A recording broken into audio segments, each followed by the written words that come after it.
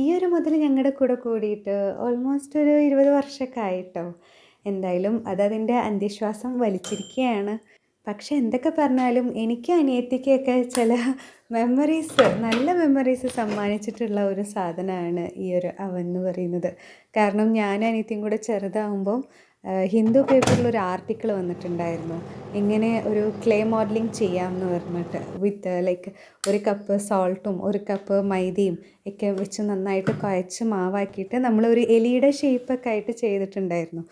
എന്നിട്ട് അത് നമ്മൾ ഓവനിൽ വെച്ച് ക്ലോസ് ചെയ്തിട്ട് എന്തോ ടൈമിങ് 30 മിനിറ്റ്സ് സെറ്റാണ് പറഞ്ഞിട്ടുണ്ടായിരുന്നത്. എന്നിട്ട് നമ്മളിതിലൊരു 10 മിനിറ്റ്സ് ആയപ്പോൾ തന്നെ അതിൻ്റെ ഉള്ളിൽ നിന്നൊക്കെ ഭയങ്കരമായിട്ടുള്ളൊരു ശബ്ദവും ഒരു സ്മെല്ലും നന്നായിട്ടൊരു പുകയൊക്കെ വരുന്ന പോലെ. അങ്ങനെ നമ്മൾ പെട്ടെന്ന് തന്നെ ഓഫ് ചെയ്തു. ഓപ്പൺ ചെയ്ത് നോക്കിയപ്പം ഫുള്ള് ആ എലി കരഞ്ഞു കിടക്കുകയാണ്. നന്നായിട്ട് ബ്ലാക്ക് കളർ ഉണ്ടായിരുന്നു. അന്നും മനോട് കിട്ടിയെന്നൊന്നും ഞാൻ ഇപ്പോൾ പറയുന്നില്ല. പിന്നെ എന്തായാലും ഈ ഒരു പുതിയ ആളിപ്പോൾ വന്നിട്ടുണ്ട്. ഒരു എയർ ഫ്രയർ 4000 ബിലോ ആണ് ഇതിൻ്റെ ബഡ്ജറ്റ് വരുന്നത്. ഇങ്ങനെ കുറേ സാധനങ്ങളൊക്കെ ഉണ്ടാക്കാമെന്ന് അവർ പറയുന്നു.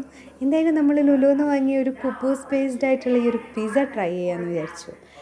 ജീൻ ബൂം പാ. ടടാ.